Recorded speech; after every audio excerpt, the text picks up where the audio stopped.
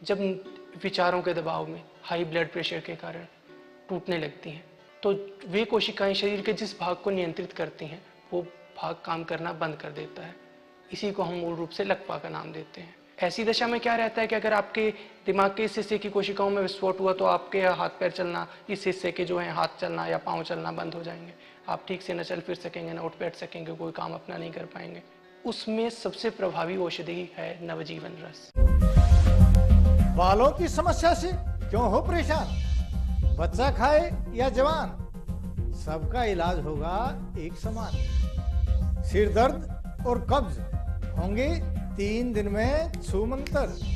न जादू न टोना, है केवल आयुर्वेदिक तंत्र। नाड़ी वैद्य हूं मैं, आयुर्वेद का कमाल देखना। ला इलाज हो कोई भी बीमारी, जड़ से होगा उसका इलाज देखना। कमजोरों के लिए बना दिया है ऐसा रसायन, खाकर उसको जीवन का आनंद देखना। देखिए कायाकल्प नाड़ी वैद्य सत्य प्रकाश आर्या के साथ रोजाना दोपहर 3 बजे सिर्फ चैनल 1 न्यूज पर। ऐसा घर आपने नहीं देखा होगा, संभाल के पोछा मारा अभी। आइए। ओ भाई साहब ये देखिए हॉल, ये देखिए चिल्ड्रंस रूम, देखिए कितना बड़ा है। आपके बच्चे खेलते खेलते थक जाएंगे। हो गया, मजे ले लिए। आइए। और यह है बेडरूम, इसकी खिड़की से तारे दिखते हैं, तारे। आपको क्या लगा प्रॉपर्टी डीलर हुआ? अरे आपको अपना घर दिखा रहा था। पर्ल्स इंफ्रास्ट्रक्चर, हम जानते हैं कि घर अरमान, उम्मीदों और सपनों का बना होता है, तभी तो हम घर बनाते हैं, जिंदगियां बनाते हैं। अक्षय बाथरूम कब धोगे? आज संडे है ना। At the stroke of the midnight hour, when the world sleeps, India will awake to life and freedom. सच्चाई से सरोकार रखते हैं हम।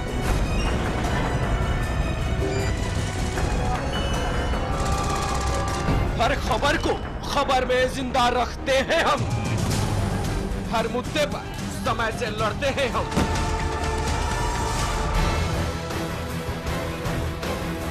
देश की खबर का सच है हम, क्योंकि हम हैं चैनल नंबर 1।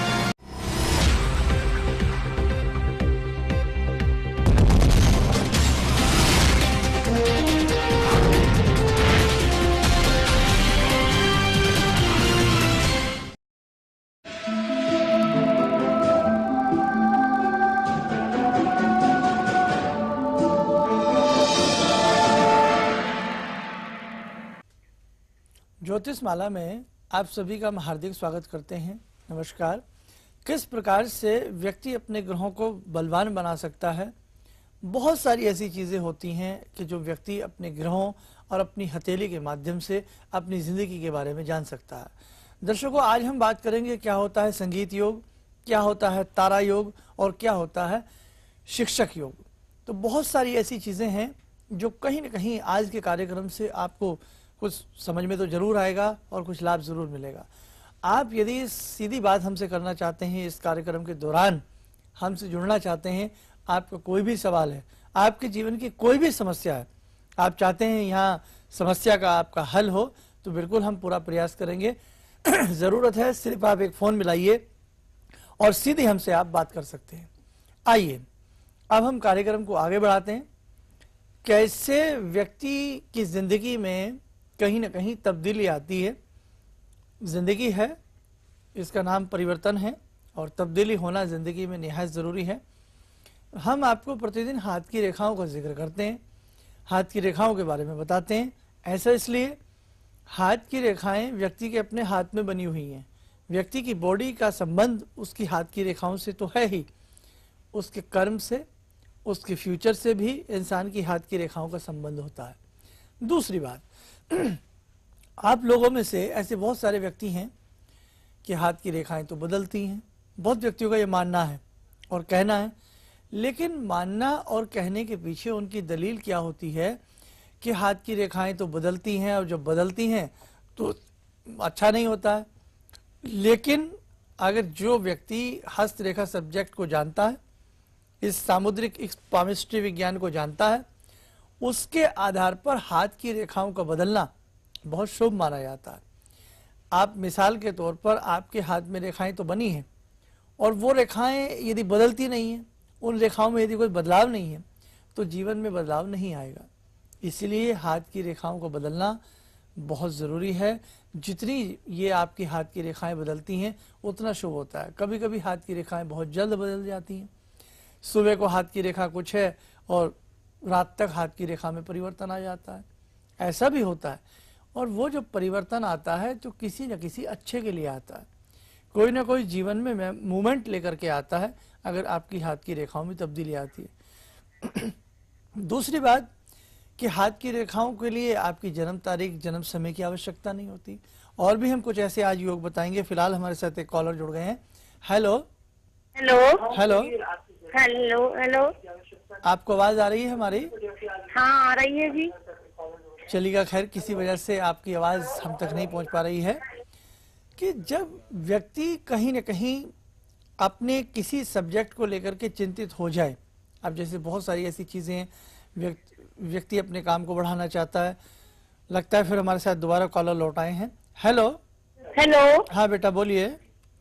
जी रानू अग्रवाल बोल रही। मैं ये जानना चाहती हूँ कि मेरी शादी को 10 साल हो चुके हैं। हेलो हाँ बोलो बेटा। मेरी शादी को 10 साल हो चुके हैं जी। आप बेटे अपने एक मिनट अपने टीवी का वॉल्यूम कम मेरे को कीजिएगा। संतान नहीं हुई है अभी तक, तो कब तक योग बनेगा? चलो आपको बता देते हैं। देखो हमारे अन्य दर्शक भी सुन लें, जब भी आप यहाँ कॉल लगाते हैं तो कृपया अपने टीवी वॉल्यूम की आवाज़ उसको कम कर लें, वॉल्यूम को कम कर लें, उसके बाद आप हमसे बात करें तो सीधी आपकी आवाज़ समझ में आती है। बच्ची ने पूछा है कि 10 साल विवाह को हो चुके हैं लेकिन संतान नहीं हुई है। कभी कभी विलंब हो जाता है, जीवन बहुत विलंबित हो जाता है, संतान नहीं हो पाती है। आपकी ही हाथ की रेखा, आपके ही प्रश्न शास्त्र के माध्यम से मैं आपको बता देता हूं। यदि आज के हम प्रश्न शास्त्र को गौर करें तो बेटा कहीं न कहीं आपके शुक्र अच्छे नहीं है, शुक्र के साथ साथ आपके मंगल अच्छे नहीं है। जब शुक्र और मंगल व्यक्ति की हथेली में, खास तौर से महिला की हथेली में जब कमजोर हो जाते हैं तो संतान बहुत विलंब से होती है, ये विलंबित योग हो जाता है। ऐसी स्थिति के लिए आप क्या करें, मैं आपको एक उपाय बता देता हूं। लड्डू गोपाल का प्रतिमा जो आती है, छोटी मूर्ति आती है पीतल की, उसको साफ सुथरी सी मूर्ति बाजार से परचेज करें। लड्डू गोपाल की बाल गोपाल रूप होता है, उसे अपने घर में रखें। प्रतिदिन उन्हें स्नान कराएं। स्नान के साथ साथ स्नान का जो जल है वो आप स्वयं पीजिएगा, और साथ में प्रतिदिन उनको किसी न किसी चीज़ का भोग लगाएं। जैसे दूध का भोग लगा दें, किसी भी चीज़ का भोग लगा दें, प्रतिदिन उनको भोग लगाएं। इससे भगवान प्रसन्न होंगे और आपकी मुराद पूरी होगी। लड्डू गोपाल स्तोत्र का आपको प्रतिदिन पाठ करना है, और साथ में भगवान श्री कृष्ण के ओम क्लीम कृष्णाय नमः इस मंत्र का जाप करना है। आपको लाभ मिल जाएगा, जरूर आपको लाभ मिलेगा। एक कॉलर हमारे साथ और जुड़ गई हैं। हेलो पंडित जी नमस्कार। नमस्कार बेटा, क्या पूछना चाहते हैं? पंडित जी मेरा लड़का है जी, इंजीनियरिंग किया है उसने CS में। उसको अभी तक नौकरी नहीं लगी, 1.5 साल हो गया। अच्छा, नाम क्या है बेटे का आपके? आकाश नाम है। आकाश नाम है। बेंगलोर में गया है और लेकिन उसका सर्विस नहीं लगी अभी तक। आपके बेटे ने वैसे किया क्या है पढ़ाई लिखाई है? क्या बोला, दोबारा बोलिए। मेरा लड़का है, उसने इंजीनियरिंग किया है ओके CS में। अच्छा अच्छा। और 1.5 साल हो गया, और अभी 6 महीने तो घर में ही था, फिर अभी 6 महीने हो गए वो बेंगलोर गया है। अच्छा, उसको अच्छा जॉब नहीं मिल पा रहा? नहीं, अभी तक नहीं लगा पंडित जी जॉब। चलिए मैं आपको एक उपाय हाँ और बोलिए जी।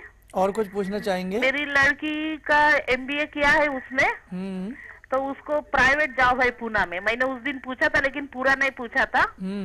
तो प्राइवेट जॉब है, तो उसको सरकारी दोनों को कब तक लगेगी? और उसका गुस्सा बहुत आता है उसको। बेटी को या बेटे को? बेटी को, भूमिका नाम है उसका। अच्छा चलिए मैं बता देता हूँ, ध्यान से सुन लीजिए। 2 बच्चे, दोनों पढ़ाई में अच्छे, और कहने का मतलब कहीं न कहीं सरकारी जॉब का आपका सवाल है।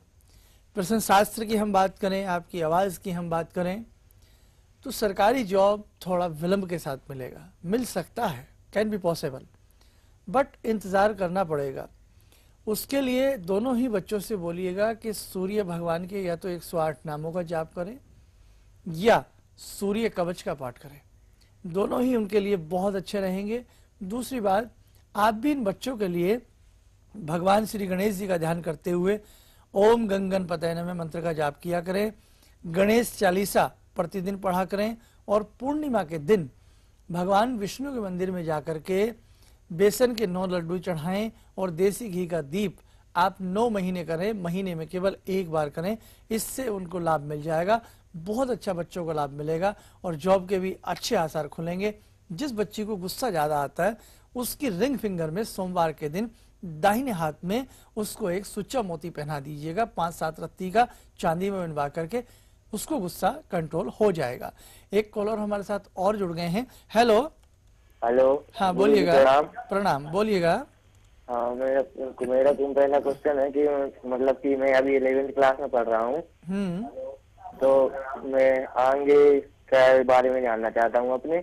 नहीं, 11th क्लास में बेटा आपके पास सब्जेक्ट कौन सा है? मैथ। आपने मैथ्स लिया है? हाँ। फिजिक्स केमिस्ट्री मैथ आपके पास होगा? हाँ। तो आगे ये बता। हाँ बोलते हैं बेटा, हाँ जी बोलते हैं। और दूसरा क्वेश्चन, आप पहले में एक ही क्वेश्चन पे मेरे जवाब दीजिए, पहले मेरे क्वेश्चन का जवाब दीजिए आप। आपके पास जो 3 सब्जेक्ट हैं, इन तीनों में से कौन सा सब्जेक्ट आपको अच्छा लगता है? हमें फिजिक्स अच्छी लगती है। अब देखो, बहुत सारे लोग यहाँ इस कार्यक्रम को देख रहे हैं, तुम एक स्टूडेंट हो बेटा, जब भी अपने किसी बड़े से बात करते हैं तो उसको हाँ जी बोलते हैं। अब मैं भी एक टीचर हूँ, समझ लीजिए आपकी क्लास यहाँ पे लग रही है, मैंने आपसे बार बार बात करने का प्रयास किया और आप हर सवाल पे हाँ हाँ। बेटे, अपने से बड़े को जब भी कोई आपसे सवाल करे कि आपने ये किया है, हाँ जी बोलते हैं। अभी आप स्टूडेंट हैं इसलिए मैंने आपको ये समझा दिया। कोई बड़ा व्यक्ति अगर मुझे हाँ या ना बोलता तो शायद मैं उसको कुछ ना कहता, लेकिन अभी आप बच्चे हैं, आपको सीखना है। तो सबसे पहले बेटा आपकी लैंग्वेज अच्छी होनी चाहिए। शायद मेरी बात से बहुत से दर्शक उनको अजीब लगा हो, लेकिन ये हमारे देश के स्टूडेंट है और बीइंग ए टीचर, मैं टीचर भी हूँ, एक एस्ट्रोलॉजर भी हूँ, तो मेरा फर्ज बनता है बच्चे को समझाना। इसलिए आज के बाद कहीं भी आपसे कोई क्वेश्चन आंसर करे तो बेटा हाँ नहीं हाँ जी बोला जाता है। दूसरी बात, अभी आपने अपनी तालीम को आगे बढ़ाना है। रही बात आपने पूछा है आगे का क्या होगा, अभी पहले पीछे की ही तैयारी आप करिएगा, क्योंकि एक स्टूडेंट को बहुत आगे के बारे में जब सोचना चाहिए जब वो जिस सीढ़ी में हो, जिस श्रेणी में हो, वो उसकी मुकम्मल हो, अच्छी हो। आपकी विद्या अच्छी हो तो आगे का जीवन अच्छा हो जाएगा। आपको प्रतिदिन सरस्वती चालीसा का पाठ करना चाहिए। सरस्वती के किसी भी मंत्र को आप पढ़ें, इससे आपको अच्छा लाभ मिल जाएगा। ओम एम सरस्वती नमः पढ़ लें और साथ में बेटा आपको मोती पहनना बहुत जरूरी है। अपनी रिंग फिंगर में अच्छा सा एक मोती बनवा करके सोमवार के दिन आप उसको चांदी में बनवा लें और उसको आप जरूर पहने। दर्शकों, यूँ तो बहुत सारे सवाल हैं, आप बहुत सारे दर्शक हमारे साथ समय समय पर जुड़ते रहते हैं, लेकिन हमें कार्यक्रम की गरिमा को भी देखना पड़ता है। अब हम बात कर रहे थे आपसे हथेली में ऐसे कौन से योग होते हैं जो विभिन्न प्रकार के योग बनाते हैं। आइए आपको बता देते हैं। इंसान की हथेली में एक योग होता है जिसको कहते हैं तारा योग। इंसान की हथेली में अगर तारा बना हो, तारे का निशान कहीं भी बना हो, तो ये बहुत शुभ माना जाता है। तारे का निशान कहीं भी किसी भी आपके पर्वत के ऊपर बना हो तो तारे का योग बहुत अच्छा होता है और ये जीवन में तरक्की दिलाता है। शिक्षक योग, जिस व्यक्ति की सूर्य रेखा बहुत उत्तम होती है दोनों ही हथेलियों में, तो ये एक शिक्षक योग को पैदा करता है। ऐसा व्यक्ति अपने जीवन में अपना शिक्षक स्वयं होता है। आखिरी योग संगीत योग, जिस व्यक्ति के जीवन में ये संगीत योग हो। संगीत योग कब बनता है? जब व्यक्ति की बुध रेखा बिल्कुल स्पष्ट हो और व्यक्ति के मरकरी माउंट के ऊपर किसी भी प्रकार का कोई क्रॉस दाग धब्बा ना बना हो, साथ में उस व्यक्ति की कुंडली यदि है तो द्वितीय भाव उसका स्पष्ट हो, बढ़िया हो। ऐसी स्थिति में संगीत योग बनता है और वास्तव में जिन व्यक्तियों के जीवन में ये होता है तो कहीं ना कहीं उन व्यक्तियों के जीवन में मधुरता बिखर जाती है। तो ये 3 योग हमने आज आपको बताए। शिक्षक योग से मतलब ये नहीं कि वो व्यक्ति शिक्षक होगा, संगीत योग से ये मतलब नहीं कि वो व्यक्ति संगीतकार होगा या कहीं ना कहीं वो व्यक्ति फनकार होगा। तो कहने का मतलब संगीत योग जीवन में मधुरता की घंटियां बजा देता है। और भी मैं कुछ आपको विस्तार के साथ बताने वाला हूं इन तीनों योगों के बारे में। यहां रुकेंगे हम छोटे से एक अल्प विराम के लिए।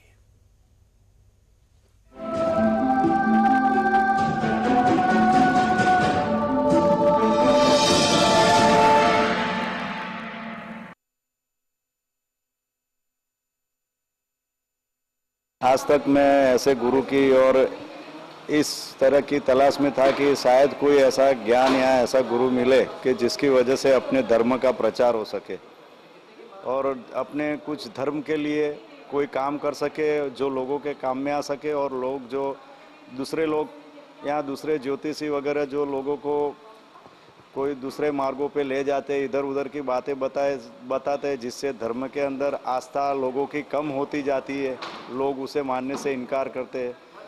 तो मुझे आज ऐसा फीलिंग हुआ कि जो मैंने आज यहाँ पे सीखा है वो वाकई में ऐसा है कि जिसमें लोग विश्वास कर सके और लोग ज़्यादा से ज़्यादा अपने धर्म के अंदर आस्था जता सके। सर्वविदित है 84 लाख योनियों में भ्रमण करने के बाद मानव जीवन मिलता है। जन्म जन्मांतरों के पाप पुण्य साथ लेकर जीवात्मा का धरा पर आगमन होता है। सुख दुख नाम के दो पहियों पर जीवन की गाड़ी चलती रहती है, जिसमें धन, उदासी, मानसिक अशांति, शारीरिक कष्ट जैसे कुचक्रों में ग्रहों की चाल मनुष्य को अपनी ओर खींच लेती है। आप कभी असफल ना हो, किस्मत हमेशा आपका साथ दे, हम सब निरोगी रहें, वैभवशाली बने, यही कामना रखते हुए आप सभी के लिए 33 कोटि महापूजन संपन्न होने जा रहे हैं, जिनमें आप सभी आमंत्रित हैं। दिव्य गुप्त मंत्रों व विभिन्न चमत्कारिक स्त्रोतों द्वारा आप सभी आयोजन में भाग लेकर अपने कष्टों से मुक्ति पा सकते हैं। आयोजन में पंडित धर्मेंद्र शर्मा जी साधना पद्धति के गुप्त सिद्धांत, सुख समृद्धि के रहस्य व कैसे करें कष्टों को दूर, ऐसे अनेक आयामों पर प्रकाश डालेंगे। आओ हम सब मिलकर शांति प्राप्त करें और चलें एक आध्यात्मिक पथ पर। जल्द ही अपना नाम रजिस्टर्ड करवाएं। अधिक जानकारी के लिए संस्थान से संपर्क करें 0926831973 और 09582248 किसी भी समस्या के समाधान के लिए मिलें प्रसिद्ध हस्तरेखा एवं वास्तु विशेषज्ञ प्रोफेसर धर्मेंद्र शर्मा जी से। शिविर में भाग लेने हेतु एवं व्यक्तिगत रूप से मिलने के लिए कॉल करने का वक्त है सुबह 10 बजे से शाम 6 बजे तक।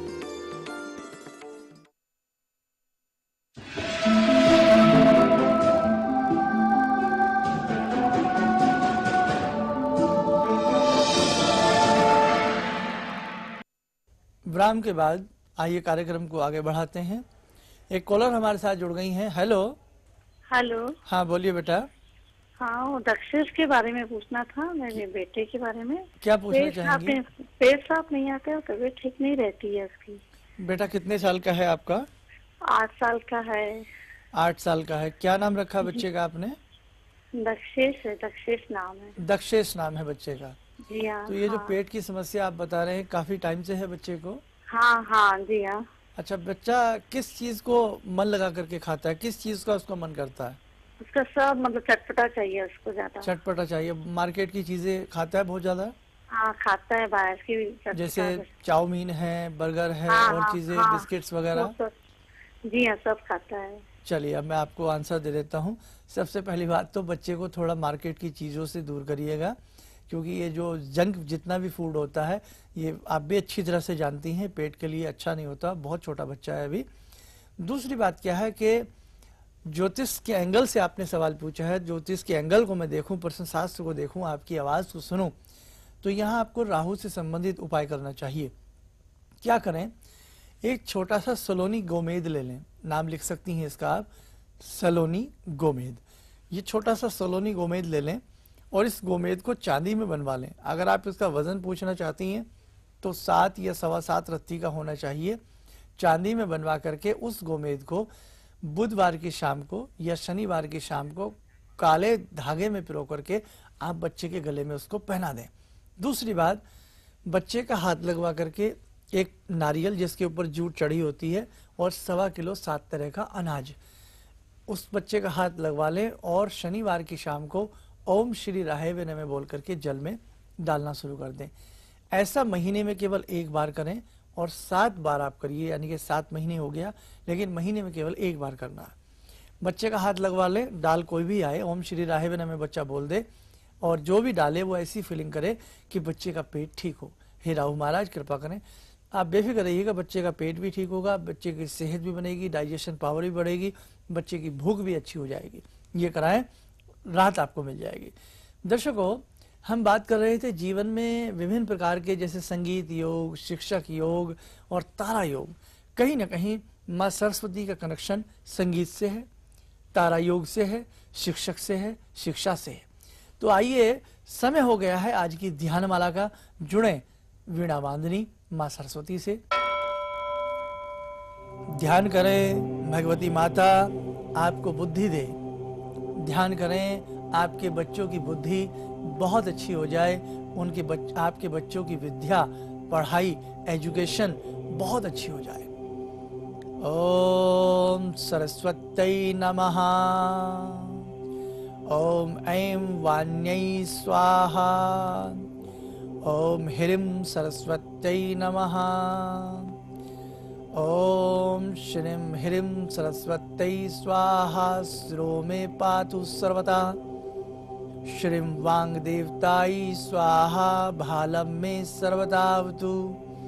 ओम सरस्वत्यै स्वाहेति सोत्रे पातु निरन्तरम्। ओम श्रीं ह्रीं भारत्यै स्वाहा। नेत्रियुग्मं सदावतु। ऐं ह्रीं वाङ्वादिन्यै स्वाहा। भालं मे सर्वदावतु। ओम ह्रीं विद्याधिष्ठात्रै दिव्यै स्वाहा। दन्तपङ्क्तिं सदावतु। ओम श्रीं ह्रीं ब्राह्म्यै स्वाहेति दन्तपङ्क्तिं सदावतु। ऐमित्तिकाक्षरो मन्त्रो मम कंठं सदावतु। ओम श्रीं ह्रीं पातु मे ग्रवां स्कन्धौ मे श्रीं सदावतु। ओम श्रीं विद्याधिष्ठात्रै दिव्यै स्वाहा। वक्षः सदावतु। ओम ह्रीं विद्यास्वरूपायै स्वाहा। मे पातु कां नाभिकाम्। ओम ह्रीं क्लीं वाण्यै स्वाहेति मम हस्तौ सदावतु। ओम सरस्वत्यै नमः। भगवान और भगवती माँ सरस्वती की साधना जो भी व्यक्ति करता है उसके जीवन में एक बहुत बड़ी मधुरता आ जाती है। जैसे हमने बताया कि संगीत की देवी माँ सरस्वती हैं। जो व्यक्ति वास्तव में संगीतकार बनना चाहते हो, एक अच्छे मौसीकार, फनकार बनना चाहते हो, म्यूजिक डायरेक्टर बनना चाहते हो, या कहीं न कहीं अपने वोकल पॉइंट को आजमाना चाहते हो, कहीं न कहीं अपनी आवाज़ के दम पर दुनिया को जीतना चाहते हो, ऐसे व्यक्तियों को भी सरस्वती साधना करनी चाहिए। और जिस समय जो व्यक्ति अपनी हारमोनियम के ऊपर रियाज करते हैं तो ऐसे व्यक्तियों को सारे गामा सरगम के साथ साथ ओम ऐं वाण्यै स्वाहा इस सरस्वती महामंत्र का जाप अपनी सरगम के माध्यम से करना चाहिए। बहुत अच्छी संगीत उन व्यक्तियों का हो जाता है। तारा योग भी इस मंत्र से प्रकट होता है और शिक्षक योग भी सूर्य को जल देने से और साथ में माँ सरस्वती के किसी भी स्तोत्र कवच का पाठ करने से शिक्षक योग भी व्यक्ति की हथेली में उम्दा हो जाता है। एक कॉलर हमारे साथ और जुड़ गए हैं। Hello hello. चलिए, खैर किसी वजह से हमारी आवाज़ इन तक नहीं पहुंच रही है। हम बात कर रहे थे कि जब आप माँ सरस्वती वीणा वादनी की साधना करते हैं तो जीवन में इस प्रकार की मधुरता तो आती ही आती है। दर्शकों, हमारा रोज का प्रयास रहता है कि आपको ध्यानमाला से जोड़ें, किसी न किसी ध्यान मंत्र से आपको जोड़ें। 2 मिनट के लिए आप प्रतिदिन घर बैठे बैठे इस ध्यानमाला से एक बार जुड़ के देखिए, आपके रुके हुए काम मिलेंगे। खाली पीली हवा में तीर छोड़ने से काम नहीं बनता, भगवान की शरण में बाई हार्ट जाने से काम बनता है। इसीलिए ये ध्यानमाला प्रतिदिन आपको दिखाई जाती है, कभी किसी रूप में, कभी किसी रूप में। भगवान तो एक ही है, लेकिन समस्याएं बहुत सारी हैं। इसलिए विद्या की समस्या हो तो माँ सरस्वती, लक्ष्मी की समस्या हो तो माँ लक्ष्मी। तो कहने का भाव, हम विभिन्न प्रकार की ध्यानमालाएं आपको देते हैं और देश के अंदर 33 कोटि महापूजन होते रहते हैं। दिल्ली में भी 33 कोटि महापूजन पूरे देश में होते रहते हैं। तो इन पूजन में आप आने का, जुड़ने का आप ज़रूर प्रयास किया करें। 33 कोटि महापूजन में आने से भी व्यक्ति को बहुत लाभ मिलता है। एक कॉलर हमारे साथ और जुड़ गए हैं। Hello hello. हाँ। सर, मैं अमन चावला के लिए पूछना चाहती हूँ, उसकी जन्म पत्री 28। बेटा सीधा सवाल पूछो, क्या सवाल है? जी, मैं अपने बेटे के बारे में पूछना चाहती हूँ, उसका फ्यूचर कैसा रहेगा? मेरे को बहुत डर लगता है उसके लिए। बेटा कितने साल का हो गया आपके?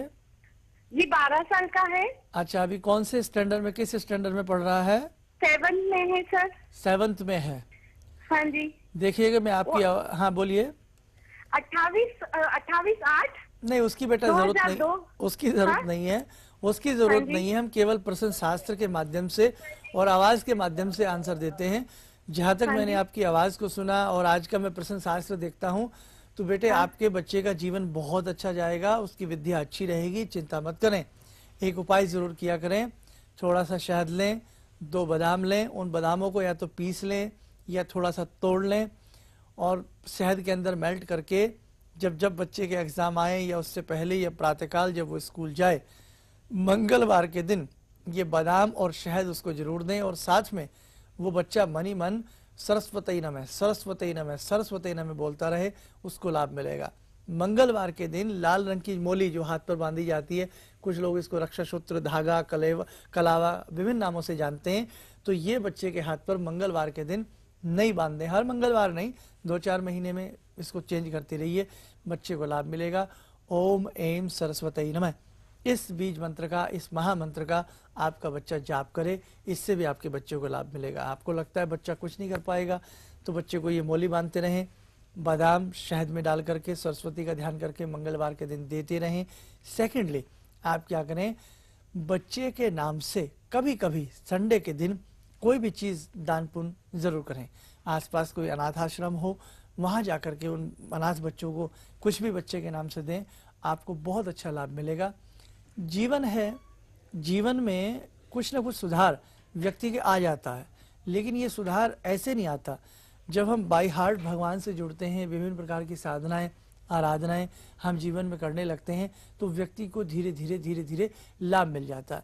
मिसाल के तौर पर के जैसे 33 कोटि महापूजन हमारे संस्थान की तरफ से होती हैं, तो उनसे भी हमें धीरे धीरे जो व्यक्ति शिविर में आता है उसको भी लाभ मिलता है। एक कॉलर हमारे साथ जुड़ गए हैं। हेलो हेलो हेलो, हाँ बोलिए, क्या जानना चाहते हैं आप? नमस्कार सर। नमस्कार, क्या पूछना चाहते हैं? सर मैं अपने पापा के बारे में पूछना चाहती हूँ। क्या बेटा? सर मेरे पापा का बिजनेस है, मेरे पापा का नाम सर श्री रामदास प्रसाद है जी। सर वो मछली का बिजनेस करते हैं सर, हमारा डैम है। अच्छा सर, उनको उससे कुछ भी लाभ नहीं हो रहा है। हमारा जो प्रॉपर्टी थे तो सर उसका किस्त भरने में सब पैसे हमारा जमीन में भी चले गया है। सर उससे हमको इससे लाभ होगा कि नहीं? सर ये लास्ट साल है। अच्छा, किस चीज का बिजनेस बताया आपने? मछली का व्यापार करते हैं सर, उससे उनको लाभ होगा कि नहीं सर? नहीं, व्यापार किस चीज का करते हैं? सर हमारा डैम है सर, उसमें मछली का बिजनेस करते हैं। ओके, चलिए मैं आपको बता देता हूँ।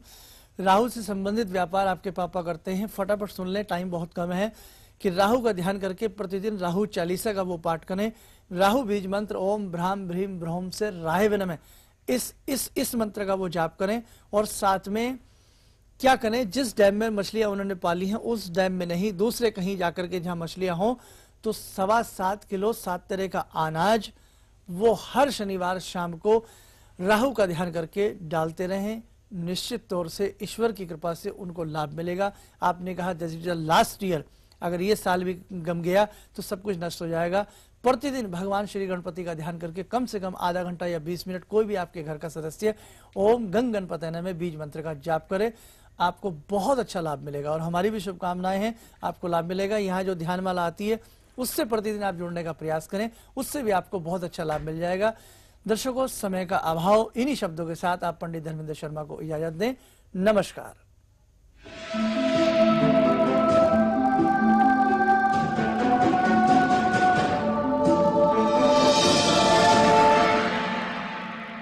उन्होंने मेरे को एक मंत्र बताया दुर्गा जी का, जो आप बताती है, तो वो मैं पढ़ता हूँ हमेशा डेली 10 बार, तो मैं दिल को और मन को बहुत शांति होती है। सर्व विदित है 84 लाख योनियों में भ्रमण करने के बाद मानव जीवन मिलता है। जन्म जन्मांतरों के पाप पुण्य साथ लेकर जीवात्मा का धरा पर आगमन होता है। सुख दुख नाम के 2 पहियों पर जीवन की गाड़ी चलती रहती है, जिसमें धन, उदासी, मानसिक अशांति, शारीरिक कष्ट जैसे कुचक्रों में ग्रहों की चाल मनुष्य को अपनी ओर खींच लेती है। आप कभी असफल ना हो, किस्मत हमेशा आपका साथ दे, हम सब निरोगी रहें, वैभवशाली बने, यही कामना रखते हुए आप सभी के लिए 33 कोटि महापूजन संपन्न होने जा रहे हैं, जिनमें आप सभी आमंत्रित हैं। दिव्य गुप्त मंत्रों व विभिन्न चमत्कारिक स्त्रोतों द्वारा आप सभी आयोजन में भाग लेकर अपने कष्टों से मुक्ति पा सकते हैं।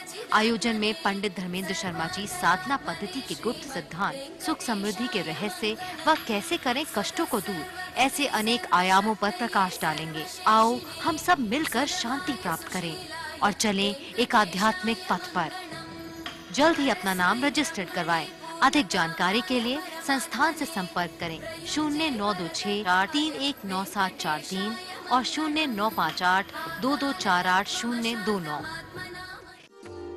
किसी भी समस्या के समाधान के लिए मिलें प्रसिद्ध हस्तरेखा एवं वास्तु विशेषज्ञ प्रोफेसर धर्मेंद्र शर्मा जी से। शिविर में भाग लेने हेतु एवं व्यक्तिगत रूप से मिलने के लिए कॉल करने का वक्त है सुबह 10 बजे से शाम 6 बजे तक।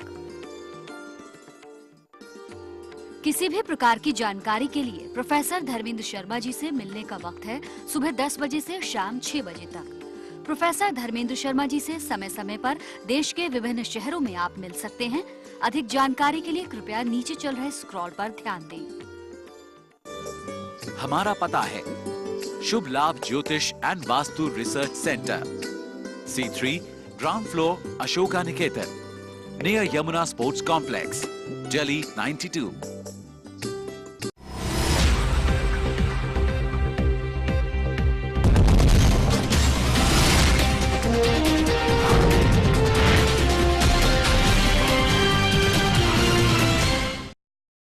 लकवा से मुक्ति तो सिर्फ आयुर्वेद में ही संभव है। तो सुना आपने, लकवा से मुक्ति तो सिर्फ आयुर्वेद में ही संभव है। लकवा का मूल कारण आयुर्वेद में हमारे दिमाग के अंदर की ज्ञानेंद्रियों में विस्फोट को माना गया है। मुख्य रूप से लकवा को कोशिकाओं से संबंधित रोग माना जाता है, लकवा को ज्ञानेंद्रियों से संबंधित रोग माना जाता है, लकवा को वायु रोग माना जाता है। और कैसे होता है लकवा? हमारे दिमाग का बायां भाग हमारे दाएं भाग को नियंत्रित करता है शरीर के, और हमारे दिमाग का जो दायां भाग है वो शरीर के बाएं भाग को नियंत्रित करता है। नियंत्रण करने वाली कोशिकाएं जब विचारों के दबाव में, हाई ब्लड प्रेशर के कारण टूटने लगती हैं, तो वे कोशिकाएं शरीर के जिस भाग को नियंत्रित करती हैं वो भाग काम करना बंद कर देता है। इसी को हम मूल रूप से लकवा का नाम देते हैं। ऐसी दशा में क्या रहता है कि अगर आपके दिमाग के इस हिस्से की कोशिकाओं में विस्फोट हुआ तो आपके हाथ पैर चलना, इस हिस्से के जो है हाथ चलना या पाँव चलना बंद हो जाएंगे। आप ठीक से न चल फिर सकेंगे, न उठ बैठ सकेंगे, कोई काम अपना नहीं कर पाएंगे। उसमें सबसे प्रभावी औषधि है नवजीवन रस।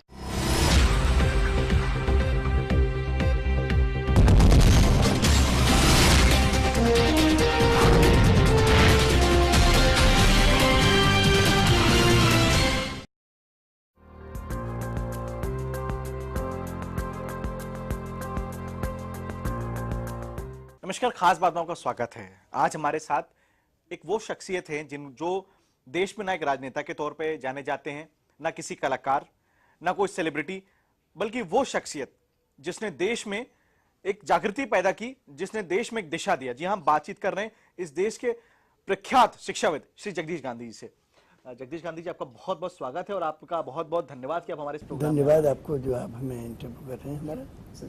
सर, हमने जैसा बताया कि देश को आपने एक दिशा दी है और एजुकेशनलिस्ट के तौर पे तो तमाम लोग अपने आप को अगर वो कोई भी संस्था चलाते हैं, अगर वो प्रिंसिपल हो जाते हैं, कोई इनके प्रबंधक हो जाते हैं, तो वो अपने आप को एजुकेशनलिस्ट कहते हैं। लेकिन अगर हम शिक्षाविद की परिभाषा, अगर हम सही मायने में अगर हम बात करें तो उसकी परिभाषा का अगर कोई भी अगर एक सबसे एकदम सच जिसको रूप में अगर हम बोलें कि वो आप उसका एक उदाहरण हो सकते हैं, वो आप हैं। सर, कैसे आपने इस पूरे बल्कि कमर्शियल सिस्टम में होने के बावजूद भी आप इस एथिक्स को कैसे मेंटेन कर पाए? आपकी कृपा है और ईश्वर का आशीर्वाद है। आनंद इसमें है, लोग इस आनंद को जान जाए तो ये बहुत बड़ी चीज़ है जो हम कहें, और हम एंजॉय करते हैं लाइफ को। हमने 55 साल में कोई मकान नहीं आया, अपने किराए के मकान में रहते हैं। कोई हमने बैंक बैलेंस नहीं किया कि आपने हम हर साल डिक्लेयर करते हैं, तो अखबारों में छापते हैं। और हम कोई ज्वेलरी ऑर्नामेंट कोई नहीं है हमारे पास, कोई हमने फिक्स डिपॉजिट नहीं बनाए हैं, लेकिन संस्थाएं बनाई हमने। एक कहावत है कि हाँ गाल फुला लें, एक काम हो सकता है, या तो संस्थाएं बना लें या हम अपने को बना लें। जो अपने को बनाने में लगते हैं वो संस्थाएं नहीं बना पाती। तो हमने अपने को नहीं बनाया, बल्कि हमने संस्था बनाई, और संस्था हमने 5 बजे शुरू की। आज हमारे पास 47,000 बच्चे हैं। Guinness book of world record में वर्ल्ड का सबसे बड़ा स्कूल है। तो ये जो पूरी याद है इसमें हमारा पब्लिक का बहुत बड़ा योगदान है। सारे लखनऊ की पब्लिक शहर में एक स्कूल में हमारी 20 ब्रांचेज में 47,000 बच्चे। दूसरी चीज़ है UNESCO prize for peace education इस संस्था को मिला है, जो वर्ल्ड में अकेली संस्था है जिसको कि यूनेस्को प्राइज मिला है। अमाउंट उससे ज़्यादा नहीं है, $30,000 है, लेकिन ये मदर तेरेसा को मिला 1992 में, और ये 2002 का प्राइज हमारे स्कूल को मिला है। तो हम लोग बच्चों को peace education, world unity and world peace की एजुकेशन देने का काम करते। इसके लिए हमारे पास 31 इंटरनेशनल इवेंट्स हैं। सारे संसार के बच्चे आते हैं और उनके माइंड को, क्योंकि वो रिसेप्टिव होते हैं इन बच्चों की, तो हम उसमें 2 चीज़ें डालते हैं। एक तो वर्ल्ड यूनिटी और एक वर्ल्ड की जो धर्म है हमारे, उनकी एकता, विश्व एकता और धार्मिक एकता। विश्व एकता का आधार यह है कि विश्व एक परमात्मा ने बनाया। परमात्मा हमारी आत्मा का पिता है। हमारे 2 पिता हैं, एक शरीर का पिता है जो 4 कमरे का 6 कमरे का मकान बनाता है, टेम्परेरी है, 100 वर्ष रहेगा, 100 वर्ष मर जाएगा। एक हमारा पिता, जैसे यीशु मसीह कहते हैं, आत्मा का है, परमात्मा है। तो वो जो परमात्मा है उसने बनाया है सृष्टि, उसने ग्लोब बनाया है। तो परमात्मा पराया नहीं, अपना पिता है। परमात्मा की आत्मा हमारे अंदर है और जब तक परमात्मा की आत्मा है, आंखें देखती हैं, कान सुनते हैं, वाणी बोलती है, मुंह खाता है, हाथ पैर हिलते डुलते हैं, मस्तिष्क काम करता। और जब वो परमात्मा अपनी आत्मा को वापस बुला ले, तो शरीर 70 किलो का भी हो तो भी जला दिया जाता है, काट दिया जाता है।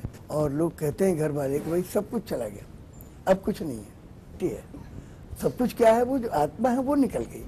तो आत्मा इतनी बड़ी चीज है, उसी के कारण सारा शरीर चलता है। तो मनुष्य का जो अस्तित्व है वो खाली भौतिक नहीं है, बल्कि अंदर एक आत्म तत्व भी है। उस आत्मा ने, परमात्मा ने, आत्मा के पिता परमात्मा ने सृष्टि बनाई, तो ये भी अपनी है। हमारे अक्सर हमने कहानी बनाते रहते हैं, तो बच्चे से हमने एक बना के पूछा, बेटा कहाँ जा रहे हो? बोले साहब स्कूल की छुट्टी हो गई है, घर जा रहे हैं। तो हमने कहा तुम्हारा घर कहाँ है? बोले कि जो सामने वाला। तो हमने कहा हमने तो तुम्हारे पिताजी का घर है, वहाँ प्लेट लगी है तुम्हारे पिताजी की, मैं तो तुम्हारा घर पूछ रहा हूँ। तो लड़का कहता है चिल्ला करके कि सर आप क्या बात कर रहे हैं, अरे मेरे पिता का घर मेरा नहीं है क्या? तो मैंने कहा बात तो तुम कुछ ठीक कह रहे हो। अरे साहब ठीक है, बिल्कुल ठीक बात है, मैं आपको क्या हो गया है शरीर? मैंने कुछ नहीं है, और ग्लोब रखा है, ये किसका है? वो लड़का बोला कि मेरा है। हमने कहा बोले हमारे पिताजी ने बनाया। मैंने यार हद हो गई, तेरे पिता ने वो घर 4 कमरे का, ये पूरा ग्लोब तेरे पिताजी का है। अरे सर ये बताइए, अभी के 2 पिता होते हैं कि नहीं? 2 कौन होते हैं यार? एक ही होता है। मेरा तो एक ही नहीं साहब, 2 होते हैं। एक शरीर का पिता है, एक आत्मा का पिता। वो परमात्मा है जिसने सृष्टि बनाई, तो ये सृष्टि भी अपनी है, ये अपनी है। इस सृष्टि को हमें अपना मानना है और ये परमात्मा है। यदि हम परमात्मा को मानते हैं, जिसकी आत्मा हमारे अंदर है, तो इस घर को मानना है हमको, इसको भी हमें सुंदर बनाना है। ये हमारा अपना घर है, ये सृष्टि हमारा घर है, वसुधा हमारा कुटुंब है। तो ये जो कॉन्सेप्ट है, उच्चरिता नाम तो वसुधैव कुटुंबकम, उदार चरित्र वालों के लिए सारे कुटुंब या परिवार की तरह है। तो ये कॉन्सेप्ट बच्चों के मस्तिष्क में बचपन से डालना शुरू किया, क्योंकि बच्चों का मन बहुत ही एक ग्रहणशील होता है, रिसेप्टिव, इनोसेंट होता है, इम्प्रेशनेबल होता है। तो इनोसेंट माइंड और इम्प्रेशनेबल माइंड में बचपन में जो संस्कार उनको हम डाल देते हैं, वो सब कॉन्शियस माइंड में, अवचेतन में प्रवेश कर जाते हैं। और कालांतर में वो जैसे जैसे बालक बड़ा होने लगता है, वो अवचेतन मन से चेतन मन में, सब कॉन्शियस माइंड से कॉन्शियस माइंड में आने लगते हैं। और बालक ठीक उसी प्रकार का आचरण करने लगता है, उसी प्रकार का व्यवहार करता है, उसी प्रकार की अपनी सोच को करता है, जो संस्कार बचपन में उसने ग्रहण कर लिए हैं। ये जो बचपन के अंदर चीज़ें चली जाती हैं, ये कभी निकलती नहीं। तो हमने यही ध्येय बनाया कि हमें ईश्वर की कृपा से इतने बच्चे मिले हैं, हम उनके माइंड सेट को क्यों चेंज करें? तो हमने ये तय किया कि हम उनके माइंड सेट को चेंज करेंगे, माइंड को अच्छा बनाएंगे, ईश्वर भक्ति में डालेंगे। तो धीरे धीरे करके हमने बहुत सारे कार्यक्रम तैयार किए।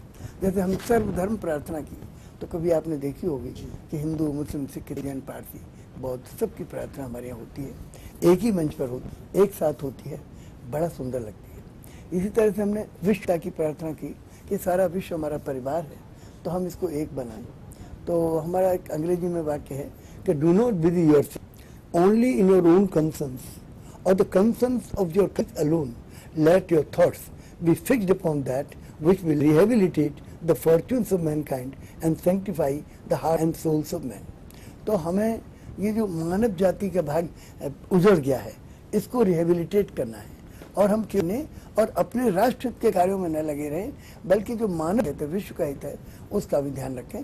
तो अपना भी काम करें अपने देश में, लेकिन विश्व का भी काम हम करें, विश्व की एकता के लिए भी उसका एक भाग्य है, उसको हम रीजनरेट करने की कोशिश। इस आधार पर सारी एजुकेशन हमारी बेस्ड है। तो उसमें बच्चे जैसे जगत कहते हैं, जैसे हमारे बच्चे जय जगत कहते हैं। जो भी बच्चे आपस में बातचीत करें, अपने टीचर से करें, अपने माता पिता से कहें, तो वो जय जगत कहते हैं। यहाँ तक कि माता पिता भी अब जय जगत कहने लगे। हमारी जितनी बसेस हैं उन पर लिखा रहता है world unity education is the need of the hour, विश्व एकता की शिक्षा आज के युग की आवश्यकता है। तो हमारा जो सारा ध्येय है वो विश्व एकता पर है और दूसरे हमारी धार्मिक एकता पर है। एक ईश्वर है, उसी की ओर से युग युग में अवतार आए हैं। आप देखें तो भगवान कृष्ण की आत्मा में दिव्य लोक से गीता का ज्ञान आया, तो ये दिव्य लोक से आया। गीता कृष्ण की वाणी नहीं है, ये परमात्मा की वाणी है, भगवत वाणी है। गीता में कहीं कृष्ण का नाम नहीं है। अर्जुन का संवाद भगवान से हो रहा है, अर्जुनोवाच भगवानोवाच है। कृष्ण माध्यम है, उनके मुंह से वाणी निकली है।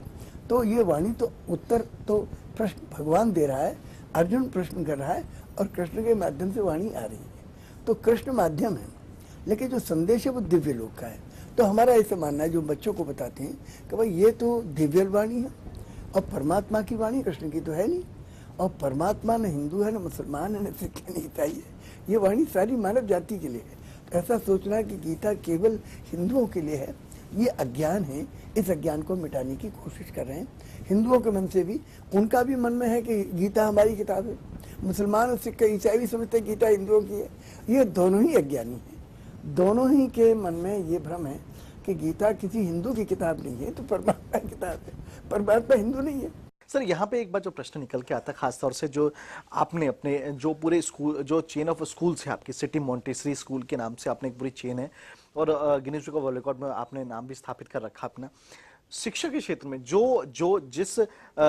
जिस प्रकार के उद्देश्य के साथ आप इस समय देश में आप इस बात को कर रहे हैं, ना कि सिर्फ अपने देश में बल्कि अभी जो हाल ही में आपने अभी चीफ जस्टिस की काउंसिल अपने पूरे एक मेंबर्स को आपने बुलाया था, आपने इस प्रकार के अंतर्राष्ट्रीय स्तर के कार्यक्रम आप करते रहते हैं। अनेक देशों के बच्चे आपके संस्थान में आते हैं, जो आमतौर से बड़े संस्थानों में जो है वो कभी देखते हैं या तो जो बड़े ऑर्गेनाइजेशंस हैं, बड़े यूनिवर्सिटीज हैं, लेकिन एक स्कूल जो एक लखनऊ जैसे राजधानी, उत्तर प्रदेश की राजधानी में आप ये आयोजित करते हो, पूरे विश्व के नक्शे पर आपने नाम स्थापित कर रखा है। सर इससे क्या लगता है, ये कहीं ना कहीं जो है जो बच्चों को एक बात की एक तरह से ये मैसेज है कि जो इस स्टेज पे आकर अगर उनको इस बात के, इस पूरे विश्व स्वरूप के बारे में जो जानकारी मिलेगी, उससे उनका भविष्य आगे उज्ज्वल हो, कहीं ना कहीं वो लोग वो चीजों को समझ पाएंगे। देखिए बच्चे बड़े रिसेप्टिव होते हैं, छोटे बच्चे पवित्र होते हैं, कोई कलुष नहीं होता और वो बड़ी इम्प्रेशनेबल एज के होते हैं। छोटे बच्चे जो हमारे यहाँ हैं, ख़ासतौर से हमारे यहाँ प्राइमरी, प्री प्राइमरी से लेकर के जूनियर हाई स्कूल और हाई स्कूल इंटरमीडिएट तक के बच्चे, ये उम्र ऐसी है जिसमें कि बच्चे सीखते बहुत हैं वातावरण से, और जो कुछ वो देखते हैं सुनते हैं, ऑडियो और विजुअल के द्वारा जो देखते हैं, सबसे ज़्यादा प्रभाव उनके ऊपर पड़ता है। तो ये हम लोगों ने कोशिश की कि the education must be concern with the affairs of the age. कोई भी एजुकेशन जो होनी चाहिए वो ऐसी होनी चाहिए जो युग के अनुकूल, युग की आवश्यकता के अनुकूल हो। तो आज के युग की जो मानव जाति की आवश्यकता है वो बहुत दूरियां हैं, धर्मों के नाम पर, जातियों के नाम पर की लड़ाइयाँ, बम बनाए जा रहे हैं, तृतीय विश्व युद्ध की तैयारी हो रही है। तो ये जो सारे चारों तरफ दुनिया है, इन दूरियों का कारण क्या है उसको तलाश करना। तो कारण है हमारी शिक्षा, क्योंकि शिक्षा में हमने बचपन से इस तरह का माइंड ढालने की कोशिश ही नहीं की। ईश्वर की संतान है, हम एकता की संतान है। अब दिल्ली में एक सिख ने हिंदू को मार दिया, इंदिरा जी को, तो हिंदू कम्युनिटी भड़क गई। भाई जिसने मारा है उसको आप हाथ काटिए, पैर काटिए, बीच चौराहे पे मारिए, उसको पनिश कीजिए, लेकिन आप पूरी सिख कौम को मार डालेंगे। तो हिंदुओं ने सारे सैकड़ों हजारों सिखों को गाजर मूली की तरह काट डाल के घाट उतार दिया।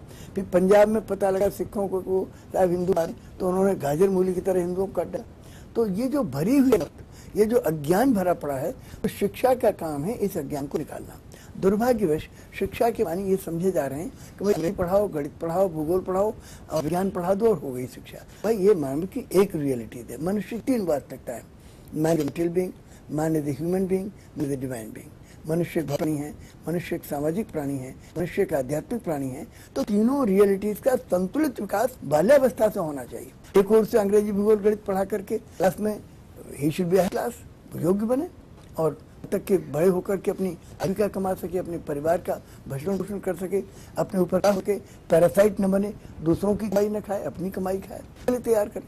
लेकिन साथ ही साथ ज्ञान आवश्यक है कि देखो तुम परिवार के सदस्य हो, तुम अकेले नहीं हो, तुम्हारे माता पिता, दादी, भाई बहन सब ने मिलकर तुम्हें पहुंचा है, तुम्हारे उनके कर्तव्य हैं। और ये जो समाज जिसमें सड़क आई, उस सड़क पर तुम चलते हो, तो समाज के प्रति तुम्हारा। सर इसमें एक बात कहीं ना कहीं आपके मान के चलते हैं, जो शैक्षिक संस्थान है जो आज के समय पे एक कमर्शियल हब बन चुके हैं, जो शिक्षा का स्तर था, आपने 5 बच्चों से शुरुआत की थी और आज आप इतने बड़े मुकाम पे आप पहुंचे हुए हैं सर। और कहीं ना कहीं जो जानकारी हमें, जो दर्शकों को हम बताना चाहेंगे कि जगदीश गांधी जी जो कि इस पूरे समूह के जो चेयरमैन हैं और जो पूरे समूह को चलाने वाले फाउंडर हैं उनके, अगर हम आज उनके बारे में एक ऐसा सत्य आपको बताएंगे जो शायद इस देश में लोग अपने आप को दर्शाते हैं लेकिन करते नहीं। जगदीश गांधी जी इस पूरे ग्रुप के फाउंडर होने के बावजूद एक किराए के मकान में रहते हैं। कोई भी इनका एसेट इनके पास, ये अभी भी जो इन्होंने डिक्लेरेशन करके रखा हुआ है वो एक इन्होंने पूरी ट्रस्ट के जरिए, पूरा संस्थान के जरिए इन्होंने बना रखा है और उसका कोई भी, अगर हम बात करें तो कोई इसका भौतिक लाभ जो है वो ये नहीं लेते हैं। बच्चों के उससे जुड़े पूरे संस्था के लोगों को उन्होंने वो सारी जिम्मेदारी सौंप रखी, खुद वो नहीं लेते हैं। सर एक इसमें बात निकल के आती है, जो प्रेजेंट सिस्टम है हमारे देश का, जहां पे जिसकी वजह से अभी दिल्ली में हाल ही में जिस प्रकार के जो रिजल्ट्स आए हैं, आप पार्टी को वहां पे लोगों ने जो तरजीह दी है और बीजेपी और कांग्रेस जैसे बड़े दलों को दरकिनार करते हुए चीजें की, कहीं ना कहीं माना जाए कि जिस एथिक्स पे और जिस गोल पे आप चल रहे थे, कहीं ना कहीं वो समय आ रहा है कि लोग उस चीज को समझ रहे। यही वजह है कि वो परिवर्तन और युवाओं ने जो परिवर्तन किया कहीं ना कहीं। तो अब क्या लगता है कि इस देश में आगे चल के इस प्रकार का और परिवर्तन होगा इससे? देखिए परिवर्तन केवल मस्तिष्क के बदलने होगा और कोई उसका नहीं है। और जो भी आप बुराई देख रहे हैं उसका भी कारण मस्तिष्क में बुरे विचार आ गए हैं, तो ही होती है। जैसा आदमी man thinks so he does, जैसा हम सोचते हैं वैसा बन जाते हैं, कार्य करते हैं। तो सोच ही कुछ होती है। तो सोच हमारी ऐसी बनती चली गई जैसी सारे कत्लेआम, हमारी कत्लेआम, रेप्स हैं, मर्डर्स, क्राइम हैं, ये सोच बन गई है थी। अब इस सोच में ही परिवर्तन करने की आवश्यकता है। तो हमारा इस मानना है कि अब स्कूल चलो चलेंगे, रोके हैं किसी के भी, रोके से ना रुकेंगे। बच्चे चले, टीचर चले, पेरेंट्स भी चले, हम सब के सब मिलकर स्कूल की ओर चले। जीवन परिवर्तन, दृष्टिकोण में परिवर्तन, सामाजिक परिवर्तन के लिए, विश्व परिवर्तन के लिए, और यदि समाज में शैतानी सभ्यता को मिटाने के लिए, आध्यात्मिक सभ्यता स्थापित करने के लिए कुछ भी करना है तो उसके लिए केवल उपाय है कि मस्तिष्क में विचार सुंदर हो, ईश्वरीय हो और सारे जगत को अपने साथ लेके चलने के हो। ईश्वर है, धर्म भी एक है, मानवता भी एक है, और ये जो मनुष्य की वास्तविकता है कि मैंने द मेटेरियल बीइंग, मैंने ह्यूमन बीइंग, मैंने द डिवाइन बीइंग, तो तीनों का संतुलित विकास हो। भौतिक ज्ञान मिले, अंग्रेजी भूगोल का अच्छा सा मिले, और सामाजिक ज्ञान भी मिले, समाज के प्रति उत्तरदायित्व कर्तव्य है उसका भी बच से आभास कराया जाए, और आध्यात्मिक ज्ञान भी मिले कि परमात्मा जो हमारी आत्मा का पिता है, आत्मा के कारण हमारी आंखें देखती हैं, कान सुनते हैं, वाणी बोलती है, वो पिता हमारी भलाई के लिए क्या क्या ज्ञान मार्गदर्शन भेजा है उसका भी ज्ञान। कहीं ना कहीं यानी आप ये मान के चलते हैं कि मानसिक विकास जो है, जो जिसके चलते ही आगे का देश का भविष्य भी उसी प्रकार से कहीं ना कहीं सुचारू रूप से चलेगा, तो वो मानसिक विकास बहुत जरूरी है और वो बेसिक्स कहीं ना कहीं शैक्षिक संस्थानों से आता है। और अगर हम वो बात करें कि जो जगदीश गांधी जी ने बात कही है, वो सिर्फ सिटी मॉन्टेसरी स्कूल के जरिए उन्होंने नहीं स्थापित, अपने बच्चों को नहीं स्थापित करे, बल्कि देश में अपने अलग अलग कार्यक्रमों के माध्यम से, अपने अलग तमाम आयामों के माध्यम से गांधी जी इस बात को पूरे विश्व में फैला रहे हैं। गांधी से हमारी ये बातचीत जारी रहेगी छोटे से ब्रेक के बाद।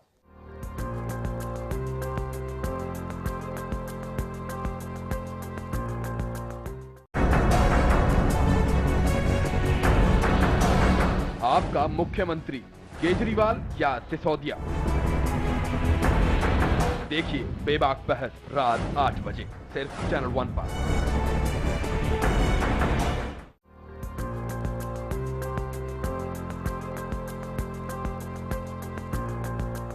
ब्रेक बाद आपका स्वागत है। हम बातचीत कर रहे हैं देश के प्रख्यात शिक्षाविद श्री जगदीश गांधी जी से। जगदीश गांधी जी, एक सवाल और निकल के आ रहा है, खासतौर से आपने बच्चों की बात करी, जो देश का भविष्य है, कहीं ना कहीं आने वाले समय में पूरे देश का एक पूरा जो अगर है स्वरूप वही है। सर, प्रेजेंट राजनीतिक माहौल के बारे में अगर हम बात करें, इस बात की चर्चाएं उठ रही थी कहीं ना कहीं जब आप उसमें राष्ट्रपति चुनावों के लिए आपकी सरगर्मी तेज हो गई थी। क्या लगता है आपको कि आप एक पॉलिटिकल व्यक्ति नहीं थे, फिर भी आप इस दौड़ में अपने आप को आप शामिल कर रहे थे, तो राष्ट्रपति पद लेकर के क्या मकसद था आपका, और आप देश में किस प्रकार से इस पद का आप सदुपयोग कर पाते जो आपको लगता है कि वर्तमान में लोग नहीं कर पा रहे हैं? देखिए, अभी एक प्रयत्न हमारी तरफ से चल रहा है। भारतीय संविधान का अनुच्छेद 51 है, वो कहता है कि भारत का अकेला विश्व में अकेला संविधान है जो 26 जनवरी 1950 को ये कानून बना, देश का संविधान हमारा बन गया, अंगीकार हो गया, ये लागू हो गया, इसमें प्राविधान किया गया है जो वर्ल्ड के किसी संविधान में नहीं। और ये प्राविधान हमारी सभ्यता और संस्कृति का मूल मंत्र है, उदार चरिता नाम तो वसुधैव कुटुंबकम। उसके आधार पर ये बनाया गया इसमें कि भाई ये जो हमारा उदार वसुधा कुटुंब बने तो इसके लिए क्या हो। तो इसके लिए 14 जनवरी 1946 को पंडित जवाहरलाल नेहरू ने संविधान सभा में एक प्रस्ताव पेश किया, विश्व में हम कैसे शांति लाएं और आपसी सद्भाव कैसे बढ़ाएं। वो प्रस्ताव ये 13 जनवरी को प्रस्तुत हुआ और 22 अगस्त को ये प्रस्ताव 22 फरवरी को ये प्रस्ताव उसमें पारित हो गया और ये 40 में एक जो सेक्शन था उसका उसमें शामिल कर लिया गया। लेकिन इसमें 3 वर्षों तक बहस चली और जब ये प्रस्ताव रूप में आया तब बाबा साहब भीमराव अम्बेडकर ने तो स्वीकारा, जो चेयरमैन थे ड्राफ्टिंग कमेटी के, कॉन्स्टिट्यूशन ड्राफ्टिंग कमेटी के। और वो ये था कि उसका पाठ में बताता हूँ, भारत का गणराज्य ये प्रयत्न करेगा, 4 प्रयत्न है। भारत का गणराज्य यह प्रयत्न करेगा a to promote international peace and security, यानी भारत ये प्रयत्न करेगा कि सारे विश्व में शांति, सारे विश्व सुरक्षित हो। अब देखिए, सारे विश्व में शांति हो और सारा विश्व सुरक्षित हो, इंडिया भी सुरक्षित हो, पाकिस्तान भी हो, चीन भी हो, रूस भी हो, अमेरिका, सब सुरक्षित हो जाए। ऐसी कल्पना किसी संसार के संविधान में नहीं। जो भारत का संविधान है, आप उसे अंदाज कीजिए उसकी गरिमा की महान है। दूसरा वो कहते हैं कि विभिन्न राष्ट्रों के बीच न्यायपूर्ण संबंध हो। भारत का गणराज्य ये प्रयत्न करेगा कि संसार के विभिन्न राष्ट्रों में न्यायपूर्ण संबंध हो और सम्मानित संबंध हो। तो संबंध जो हमारे हों, चाहे हमारे चाइना से, चाहे पाकिस्तान से हों, चाहे वर्ल्ड के किसी देश से हों, वो न्यायपूर्ण हो, सम्मानजनक हो। तीसरा है first respect for international law. Bharat का गणराज्य ये प्रयत्न करेगा कि सारे विश्व के लिए कानून हो और सभी राष्ट्र उस कानून का पालन करें। तो कानून बने, कानून है ही नहीं कोई विश्व में, जिस कानून की डोर से सारा बना हो तो वो हो और सभी इसका सम्मान करें, और ऐसा करेगा। और चौथा है भारत का गणराज्य ये प्रयत्न करेगा कि जो आपसी मतभेद हैं उनका निपटारा आर्बिट्रेशन से हो, न कि आर्मामेंट से, आर्मी से। क्योंकि आज विश्व ने अपने झगड़ों के दायरे के लिए एक ही तरीका निकाला है, न्यूक्लियर बम बनाओ, आर्मी बनाओ, बंदूक रखो, तमंचे रखो, गोली रखो, मारो, उनको मार दो, हम सुखी हो जाएंगे। That is only way to set issue. अब ये जो तरीका है, तो पुराने जमाने में जो जानवर होते थे वो आपस में लड़ कर के एक को मार डालते थे तो वो रहते थे। वही तरीका आज इंसान ने क्या है कि दूसरों को मार डालो, बम बनाओ और युद्ध तैयार करो, मार डालो और सुखी रहोगे। तो ये तरीका गलत। इसकी जगह भारत का संविधान कहता नहीं, settlement of dispute by arbitration. भारत का गणराज्य ये प्रयत्न करेगा कि सारे विश्व के विभिन्न राष्ट्रों के बीच जो संबंध है और जो आत्मबंध है, वो उन्हें जो आपसी मतभेद हैं उनका निपटारा आर्बिट्रेशन। इसमें एक बात निकल के आती है, खासतौर से जो आपने संवैधानिक रूप से जिस प्रकार से आप विश्व शांति की बात आप करते हैं और लखनऊ से इस चीज को अगर आप प्रोजेक्शन करते हैं और आप लखनऊ शहर को ही इसमें पूरे ऑल ओवर द वर्ल्ड जिस प्रकार के लोग यहाँ पे अलग क्षेत्रों से जुड़े हुए लोग जो संविधान में कहीं ना कहीं बदलाव कर सकते हैं, या वो उस अधिकृत लोग इनको आप बुला करके सारी चर्चा करते हैं, इस चीज को आप राजनीतिक रूप से, जैसे हम अन्ना हजारे की बात करें, उन्होंने लोकपाल बिल इस देश में पारित कराया, कहीं ना कहीं एक बदलाव की सबसे बड़ी शुरुआत हुई है आजादी के बाद से, बहुत बड़ी शुरुआत उन्होंने की है सर। तो इस तरह की शुरुआत आप खुद भी क्यों नहीं, लखनऊ से दिल्ली तक आप प्रस्थान करके दूसरे इश्यूज के चलते आप नहीं करते? क्योंकि भारत का गणराज्य प्रयत्न करेगा और हमने देखा गणराज्य ने कोई प्रयत्न नहीं किया। और एक ही प्रयत्न हो सकता है, 3 प्रयत्न अब तक दुनिया में हुए। प्रथम महायुद्ध हुआ 1914 से 18 तक, और 1918 में वुडरो विल्सन प्रेसिडेंट बने अमेरिका के, तो उन्होंने कहा कि भाई युद्ध होने तो बड़ी खतरनाक है, इसमें तो बहुत लोग मारे जाएंगे। उसने एक मीटिंग बुलाई राष्ट्रपति प्रधानमंत्रियों की और सबकी सहमति, एक लीग ऑफ नेशंस बना और लड़ाई प्रथम महायुद्ध रुक गया, 20 वर्षों तक रुका रहा।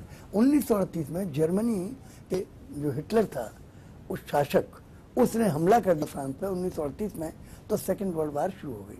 वो साल चली, 1945 में खत्म हुई। 1945 में अमेरिका में एक थियोडोर रूजवेल्ट नाम के राष्ट्रपति हुए। उन्होंने कहा भाई इधर बहुत खतरनाक है, सब खत्म हो जाएगा, चलो कुछ करें। तो उन्होंने करीब 150 राष्ट्र थे उस समय, तो सबको बुलाया, लेकिन केवल 51 राष्ट्र शामिल हुए और 51 राष्ट्रों ने मिलकर के एक चार्टर साइन किया यूनाइटेड नेशन का, और वो चार्टर साइन से यूनाइटेड नेशन बना। सेकेंड वर्ल्ड वार रुकी और वो अब तक हुई है। आप समझिए 1945 में लड़ाई रुकी है, 30 अक्टूबर 1945 को ये साइन हुआ है और लड़ाई, और आप समझिए कि अभी कोई 67 साल हो गए, 8 साल होने जा रहे हैं और अभी तक कोई युद्ध नहीं हुआ। एक बड़ी चीज हो गई कि तैयारियां बहुत हो गई हैं थर्ड वर्ल्ड। पहले 2 बम थे, खिलौना बम थे, आज 20,000 गुनी बड़ी ताकत के 16,905 बम तो एक्टिव न्यूक्लियर बम है और बाकी तो बहुत, लेकिन जो एक्टिव न्यूक्लियर बम है उनकी संख्या इतनी है। 2-4 बम काफी है दुनिया को नष्ट करने के लिए, तो 16,965 है। तो ये आज स्थिति हो गई है। अच्छा, एक और हुआ, ये रॉबर्ट श्यूमैन एक प्राइम मिनिस्टर हुए फ्रांस के, इन्होंने एक मीटिंग बुलाई यूरोपियन देशों के पार्लियामेंटेरियंस की।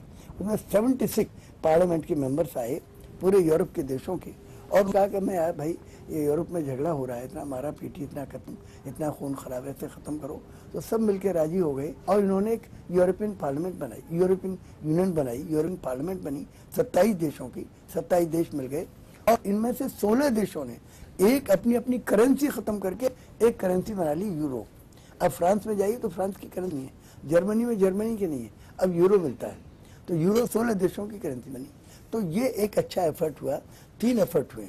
मेरा ये मानना है कि चौथा एफर्ट हमें संविधान के अनुच्छेद 51 के अंतर्गत में भारत सरकार को करना चाहिए। अब ये एफर्ट नहीं किया, हम इस बात को भारत सरकार को बहुत दिन से कह रहे हैं कि इसको आप करिए। हर साल चिट्ठी लिखते हैं, चीफ जस्टिस की मीटिंग करते हैं, उसमें वो प्रस्ताव पारित कर, वो लोग अपने अपने राष्ट्रपति प्रधानमंत्रियों को भी जाके ये कन्विंस कर रहे हैं कि आप सब मिल करके बनाइए, लेकिन कोई इनिशिएटिव। देखिए, कहने को तो पंडित नेहरू ने भी कहा कि इधर द वर्ल्ड विल यूनाइट और इट विल पेरिश। ये बात गोर्बाचोव ने भी कही, जो यूएसएसआर के पति थे, उस समय तो एक यूएसएसआर था, पूरा बटा हुआ नहीं था। उस समय उन्होंने कहा कि वर्ल्ड की गवर्नमेंट के अलावा इस दुनिया का कोई और विकल्प नहीं। Winston Churchill prime minister Britain ने भी यही कहा कि वर्ल्ड गवर्नमेंट की आज आवश्यकता है और बिना वर्ल्ड गवर्नमेंट की दुनिया हो जाएगी। तो ये बात आइजनहोवर ने भी कही, अमेरिका के राष्ट्रपति। कहीं ना कहीं मैं इसको क्लियर कर दूं, लेकिन इनिशिएटिव नहीं लिया, जैसे वुडरो विल्सन ने लिया, जैसे थोडोर रूजवेल्ट लिया, जैसे रॉबर्ट श्यूमैन ने लिया। इस तरह का इनिशिएटिव किसी, ये तो कहा कि वर्ल्ड की गवर्नमेंट बननी चाहिए। मेरा कहना भारत सरकार है, अब तो खैर चुनाव होने जा रहे हैं तो इसलिए अब तो कोई नहीं, अब जो भी गवर्नमेंट आएगी तो देखते हैं कौन आता है। सर, आपको क्या लगता है जिस प्रकार से जो बदलावों की जरूरत इस समय भारत देश के अंदर, और आप लखनऊ शहर में बैठ करके जिस प्रकार का इतना एक्स्ट्राऑर्डिनरी एफर्ट करके आप पूरा बदलाव लाना चाह रहे हैं, वर्तमान सरकार, कांग्रेस की सरकार खत्म हो रही है, नरेंद्र मोदी जी की अगर हम बात करें, नरेंद्र मोदी जी का अगर हम बात करें, इस समय बदलावों को लेकर के उनको एक ऐसा चेहरा माना जा रहा है कि बड़े बदलाव कर सकते हैं। आपको क्या उम्मीद लगती है नरेंद्र मोदी जी से? देखिए, हम व्यक्ति के बारे में बात करते हैं, कोई भी व्यक्ति हो, क्योंकि ये तो पॉलिटिशियन एरिया है, हम पॉलिटिक्स में नहीं है। तो हमारा तो ये मानना है कि जो भी गवर्नमेंट आएगी उसे गवर्नमेंट से हमें कहना है, इंडिविजुअल से कोई मतलब नहीं हमको। गवर्नमेंट से कहना है the state shall Endeavour, state को एंडेवर करना है, राज्य को, भारत सरकार को एंडेवर करना है।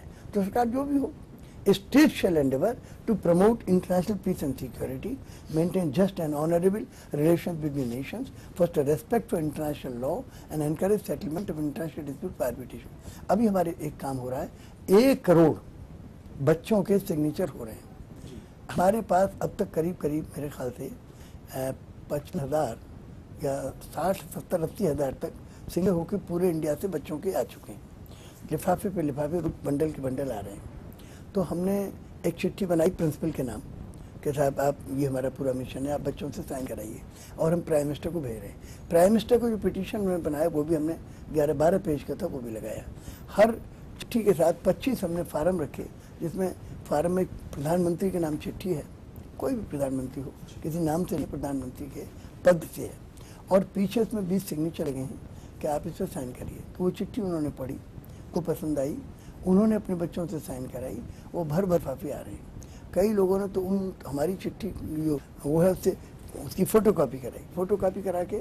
सर, आपको लगता है कि देश में अगर हम बात करें तो इस तरह की मूवमेंट्स को, जिस प्रकार से अन्ना हजारे की मूवमेंट को एक बल मिला और खासतौर से इसमें इतना बड़ा बदलाव लोकपाल में पारित हुआ, आपको लगता है ये चीजें अब संभव ज्यादा, क्योंकि अब इसको युवा वर्ग खासतौर से काफी जागरूक हो चुका है? वर्ग जो है ये दुनिया में आवश्यक है। और एक चीज और मैं आपको बताऊं कि भारतीय संविधान में ये जो डायरेक्टिव प्रिंसिपल पार्ट 4 में ये प्रोविजन है आर्टिकल 51 का, इसको ये माना जाता था कि एनफोर्सेबल नहीं है, लेकिन 1971 में ये एक अमेंडमेंट हुआ एक्ट में, और इसमें संविधान जो हमारी पार्लियामेंट है उसने संविधान में संशोधन किया, और वो 71 में ये संशोधन हुआ है 31C। उसमें ये कर दिया कि any directive principle which is in the larger interest of the society and if there is dispute in the court, the courts will decide in favor of that directive principle which is in the larger interest of society as against the fundamental right. यदि government of India का fundamental right है कि हम नहीं करेंगे, नहीं meeting बुलाएंगे, तो हमारा कहना यह है कि मीटिंग के अलावा कोई और दूसरा उपाय नहीं है। भाई देखिए, घर में कोई झगड़ा हो जाए तो भाई सब लोग बैठ जाएं, मीटिंग कर लें और मिलकर तय करें। कहीं ना कहीं सर आप इस बात को मानते हैं कि इन चीजों से बदलाव संभव हो पाएगा? जो है जगदीश गांधी जी के जिस प्रयास की बात वो कर रहे हैं, कहीं ना कहीं इस प्रयास को उन्होंने स्वरूप जो दिया है वो आज का नहीं स्वरूप है, काफी वर्षों पुराना है। और हमें लगता है कहीं पर कि जिस प्रकार से वो एक डेवलपमेंट की तरफ बढ़ रहे हैं और एक बड़ा मूवमेंट और बड़ा डेवलपमेंट अभी हुआ है देश में, लोकपाल बिल पारित किया गया, जगदीश गांधी जी का प्रयास करने के आगे चलकर सकारात्मक होगा और उससे एक बड़े बदलाव की उम्मीद हमारे देश में, जिससे पूरे देश में, पूरे विश्व के नक्शे पर भारत देश का अपना अलग स्थान रहेगा और उस स्थान में मुझे लगता है कहीं ना कहीं उसका पूरा क्रेडिट जगदीश गांधी जी को मिलेगा। जगदीश गांधी जी, इस चीज के लिए बस आपसे हम अपना बाइंड अप करेंगे प्रोग्राम यहाँ पे कि इस पूरे क्रेडिट को लेकर आपने युवाओं को साथ में जोड़ा है और आपको लगता है कि ये चीज समय आने पर जरूर निश्चित रूप से ये चीज सफल होगी, क्योंकि इसमें युवक सबसे आगे निकल के आ रहे हैं। करोड़ों की तादाद में ये युवक जो हैं वो तैयार हो रहे हैं इस बात के लिए कि उनको समझ में आ रहा है कि कोई उपाय नहीं, कोई विकल्प नहीं सिवाय इसके कि दुनिया के लोग मिलकर के बैठें, एक मीटिंग बुलाई जाए वर्ल्ड के लीडर्स की, जैसे लीग ऑफ नेशंस बना, जैसे यूनाइटेड नेशन बना, जैसे यूरोपियन पार्लियामेंट बनी, उसी तरह से वर्ल्ड की पार्लियामेंट बनाए, सारे राष्ट्रपति प्रधानमंत्री मिलकर वर्ल्ड की गवर्नमेंट बनाए, वर्ल्ड कोर्ट ऑफ जस्टिस बनाए, और वो जो पार्लियामेंट बनेगी वो एनफोर्सेबल वर्ल्ड लॉ इनेक्ट करेगी। सर इसी चीज को करते हुए जिस प्रकार से गांधी जी ने बात कही है, उम्मीद हमें भी जताना चाहिए, और खासतौर से क्यों नहीं, क्योंकि जिस प्रकार से दिल्ली से एक अन्ना हजारे एक छोटे से गांव से महाराष्ट्र से आकर के उन्होंने प्रयास किया और उन्होंने एक बड़ा बिल पारित करा, कहने की जगदीश गांधी जी का प्रयास जरूर सफल होगा। जगदीश गांधी जी, आपने हमसे बातचीत करना समय निकाला, उसके लिए बहुत बहुत धन्यवाद। बहुत बहुत धन्यवाद। मैं बहुत आभारी हूँ चैनल वन का, बहुत ही प्रगतिशील चैनल है और बहुत अच्छे आपने उद्देश्य को लेकर ये आज हमारा इंटरव्यू लिया है, और मुझे पूरा विश्वास है कि आपके चैनल के माध्यम से भी ये आवाज़ बुलंद होगी कि दुनिया को एक करने का समय आ गया है। इधर वी शैल यूनाइट और वी शैल विदर अवे, या तो दुनिया एक हो जाएगी या दुनिया नष्ट हो जाएगी। तो एक करने की दिशा में जो हमारा प्रयत्न है उसमें आपका जो सहयोग मिला चैनल वन का, उसके लिए चैनल वन को मैं बहुत बहुत बधाई और धन्यवाद देना चाहता हूँ। Thank you sir. तो ये थे श्री जगदीश गांधी जिन्होंने आज अपना समय निकाल के हमसे बातचीत की। अगले सप्ताह एक और ऐसे खास मेहमान के साथ हम आपके सामने शामिल होंगे, तब तक के लिए बहुत बहुत धन्यवाद।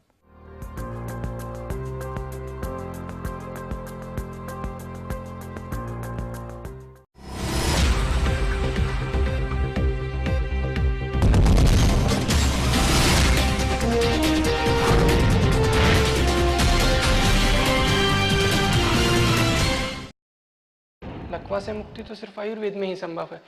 तो सुना आपने, लकवा से मुक्ति तो सिर्फ आयुर्वेद में ही संभव है। लकवा का मूल कारण